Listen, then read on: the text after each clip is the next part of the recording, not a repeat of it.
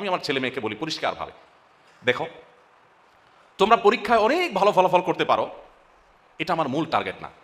চেষ্টা অবশ্যই করবে, তোমাদের কোনো চেষ্টায় ত্রুটি আমি দেখতে চাই না, চেষ্টা ভালো করে করবে।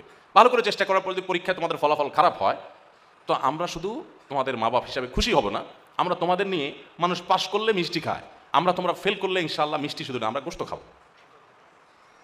গোশত খাবো, ফেল করেছো সেজন্য না, গোশত খাবো সেজন্য তুমি চেষ্টা করেছো। তোমার পাস ফেল আমার টার্গেট না, তোমার চেষ্টা আমার টার্গেট। আর তার চেয়ে বড় টার্গেট হলো তুমি ভালো মানুষ হও, আমলি হও, এর সাথে যদি তোমার দুনিয়া হয় আলহামদুলিল্লাহ, না হলে আরো জোরে আলহামদুলিল্লাহ।